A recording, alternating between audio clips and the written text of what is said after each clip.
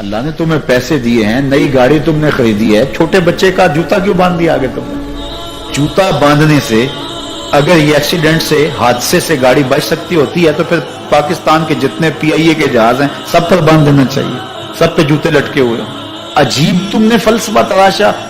کسی نے جو ہے وہ کالی رنگ کی پٹی باندھ دی نیچے, اس سے اس کو نظر نہیں لگے گی. گھوڑے کے پاؤں کے نیچے جو کھری لگی ہوئی ہوتی ہے, کچھ لوگوں نے اپنے گھروں میں وہ باندھی ہوئی ہوتی ہے کہ اس سے ہمارے گھر کے اندر کوئی مصیبت نہیں آئے گی, کوئی تکلیف نہیں آئے گی. کسی نے ہنڈیا اپنے گھر کے اوپر الٹی رکھی ہوئی ہوتی ہے, یہ ہنڈیا بچا لے گی. اور میاں ہنڈیا کیا بچائے گی تجھے؟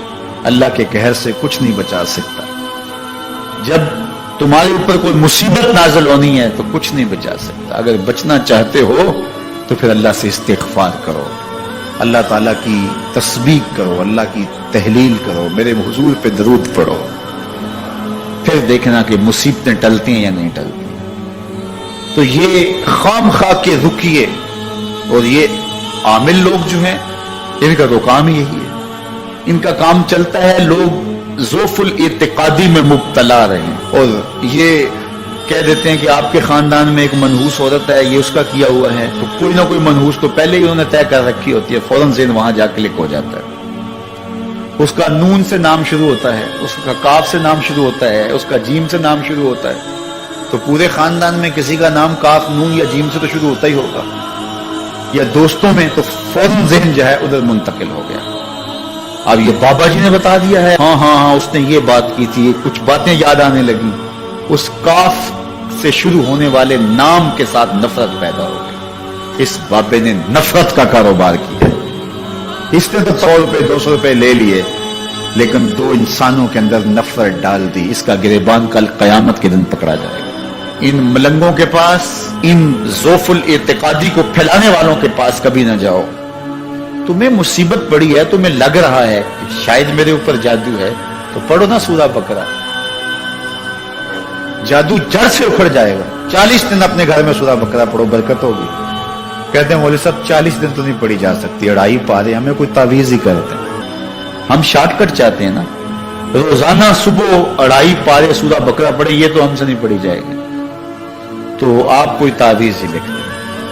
کاروبار میں برکت نہیں, میں کہتا ہوں پڑھو نا سورہ واقعہ, 3 رکوع ہیں, برکت ہوگی. ہم کہتے ہیں تعویذ ملنا چاہیے, بس وہ ہم گلے میں رکھ دیں, بٹوے میں رکھ لیں, پرس میں رکھ لیں, اور ہمارا کام ہو جائے, ہمیں کچھ بھی نہ پڑھنا پڑے, ہمیں وضو تک نہ کرنا پڑے, نماز نہ پڑھنی پڑے, اور برکت ہو جائے. ایسے برکت تو نہیں آتی. اس لیے چھوڑو ان کی جان, آؤ قرآن مجید پہ آؤ, آؤ سجدوں پہ آؤ, آؤ دعاؤں پہ آؤ.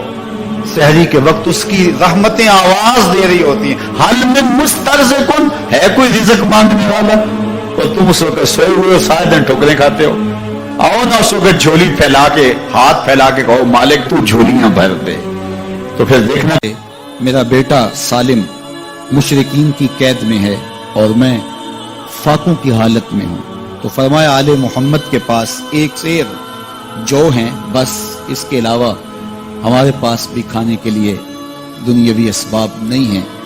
کہا صبر کرو اور اللہ سے ڈرو, اور لا حول ولا قوت الا باللہ کثرت کے ساتھ پڑھو. یہ ایسا وظیفہ ہے, ایک حدیث پاک میں آتا ہے کہ یہ 99 بیماریوں کا علاج ہے. اس میں سب سے کم درجے کی بیماری ہم اور غم ہے. یہ دکھوں کا مداوع ہے, مشکلات کا علاج ہے, اور یہ وظیفہ میرے حضور نے بتایا. حضرت ابو ذر غفاری رضی اللہ تعالیٰ عنہ کو حضور نے 5 چیزیں بتائی تھی. ان میں سے 5ویں چیز یہ تھی کہ ابو ذر کثرت کے ساتھ لا حول ولا قوت الا باللہ پڑھا کرو. فرمایا عرش الہی کے نیچے ایک خاص خزانہ ہے, یہ وظیفہ وہاں سے آیا ہے. یہ زندگی میں معمول بنا لو, جب پھنس جاؤ, مشکلات میں آ جاؤ, تو لا حول ولا قوت الا باللہ پڑھو, اللہ راستے کھولے گا. تو حضور نے 3 چیزیں فرمائی, اللہ سے ڈرو, صبر کرو, اور کثرت کے ساتھ لا حول ولا قوت الا باللہ پڑھو. وہ فرماتے ہیں کہ میں یہ عمل شروع کیا, ابھی گھر میں بیٹھا ہی تھا کہ دروازے پہ دستک ہوئی. تو میں اٹھا کہ دروازہ کھولوں, دیکھوں کہ کون ہے.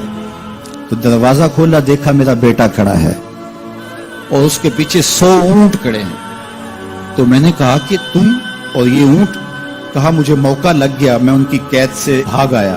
وَيَرْزُقْهُ مِنْ حَيْثُ لَا يَحْتَسِبُ، وہ تمہیں وہاں سے رزق دے گا جہاں سے تمہیں گمان بھی نہیں۔ اس کے ہو کے تو دیکھو، اللہ اکبر، اللہ کے ہو جاؤ تو پھر وہ تمہاری ضرورتوں کا کفیل ہو جائے۔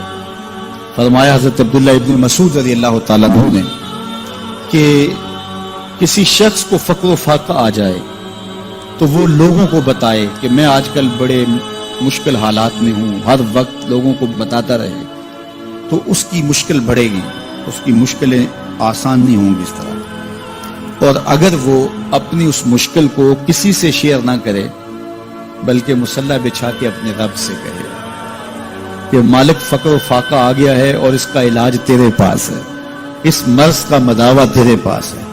حضرت عبداللہ ابن مسعود فرماتے ہیں کہ رسول کریم نے فرمایا جلد یا بدیر اللہ اس کو مالا مال فرما دے۔ یہ بھی کبھی کر کے دیکھو، مشکل آ جائے، فاقہ آ جائے۔ اور قرآن مجید کا دل سورہ یاسین ہے، جس نے ایک مرتبہ سورہ یاسین کی تلاوت کی اللہ 10 مرتبہ قرآن پڑھنے کا ثواب عطا کرے۔ اور کتنا بڑا اجر ہے، آپ ایک سال میں بھی شاید 10 قرآن مجید نہ ختم کر سکے اور سورہ یاسین پڑھیں تو 10 مرتبہ قرآن مجید پڑھنے کا ثواب نصیب ہوگا۔ تو اپنی صبح کا آغاز سورہ یاسین سے کیا کریں، نماز فجر کے بعد اشراق تک سورہ یاسین پڑھ لیا کریں۔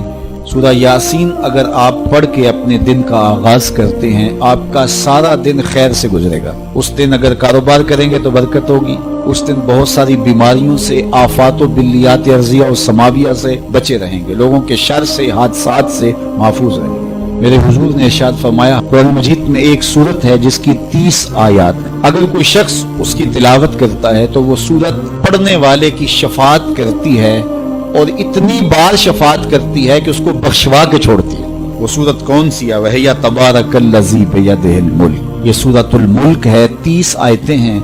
جو شخص اس کی تلاوت کرے یہ اتنی بار سفارش اللہ کی بارگاہ میں کرتی ہے کہ اپنے پڑھنے والے کو بخشوا کے چھوڑتی ہے۔ تو اپنے دن کا آغاز سورہ یاسین سے کریں اور اپنی شب کا آغاز سورہ ملک سے کریں۔ سونے سے پہلے سورہ ملک کی تلاوت ضرور کر لیں، انشاءاللہ اس سے رات برکت سے گزرے گی۔ جس نے ایک دن میں 100 مرتبہ سبحان اللہ و بحمدہ پڑھا، کتنی مرتبہ؟ 100 مرتبہ کیا پڑھا؟ سبحان اللہ و بحمدہ، فرمایا کہ اس کے گناہ سمندر کی جھاگ کے برابر بھی ہوں تو اللہ معاف فرما دے گا۔ تو یہ اپنے وظائف میں شامل کر لیجئے، سبحان اللہ و بحمدہ۔ اور حدیث بخاری ہے کہ 2 کلمے ایسے ہیں جو اللہ کو محبوب ہیں اور زبان پر مشکل نہیں، زبان پر بڑے آسان ہیں، اور جب میزان پہ رکھے جائیں گے تو پلڑے کو جھکا دیں گے، بڑے بھاری ہیں میزان پہ۔ وہ 2 کلمے یہی ہیں، سبحان اللہ و بحمدہ، سبحان اللہ العظیم۔ تو اگر اس کو 100 مرتبہ روزانہ پڑھے تو سمندر کی جھاگ کے برابر بھی گناہ ہو تو اللہ معاف فرما دیتا ہے۔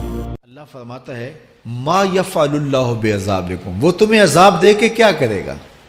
ذرا لہجہ دیکھیے، ذرا انداز، ما یفعل اللہ بعذابکم، وہ تمہیں عذاب دے کے کیا کرے گا؟ تم اس کی مخلوق ہو، اپنے دستے قدرت سے اس نے تمہیں بنایا ہے، تو وہ تمہیں عذاب دے کے کیا کرے گا؟ اس کی ضرورت نہیں ہے کہ تمہیں عذاب دے، نہ اس کی چاہت ہے کہ تمہیں عذاب دے۔ کوئی خود چھلانگے لگائے تو اس کی مرضی۔ فرمایا کہ ما یفعل اللہ بعذابکم، وہ تمہیں عذاب دے کے کیا کرے گا؟ ان شکرتم و آمنتم، اگر تم شکر ادا کرو اور ایمان لاؤ تو وہ تو قدردان ہے جو کوئی اس کا شکر کرتا ہے اور جو اس پر ایمان لاتا ہے۔ تو اللہ اس کے لیے عذاب نہیں رکھا، اس کے لیے رحمتیں رکھی ہوئی ہیں۔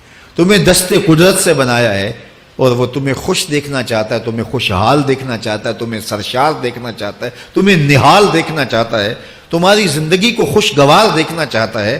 تم نے اپنے آپ کو خود اپنے اعمال کی وجہ سے مصیبتوں میں ڈالا ہے، تو کہا شکر کرنے کی عادت ڈال لو، دیکھنا پھر اللہ تعالیٰ جل شانہ کی رحمتیں تمہارے اوپر کس طرح اترتی ہیں، اس کی نوازشیں تمہارے اوپر کیسے برستی ہیں۔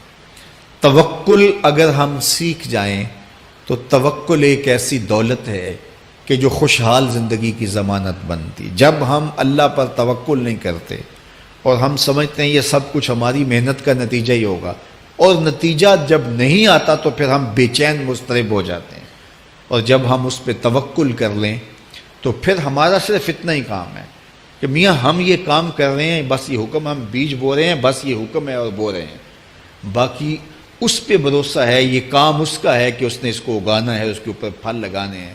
تو جب اس پہ توکل ہو جائے تو بندہ سوکھا رہتا ہے، ورنہ بندہ مشکل میں مبتلا ہو جاتا ہے۔ بسا اوقات ایسا ہوتا ہے کہ بندہ ایک منصوبہ تیار کرتا ہے، اس کا عملی نتیجہ اس کو سامنے نظر آ رہا ہوتا ہے، لیکن نتیجہ بالکل الٹ جاتا ہے۔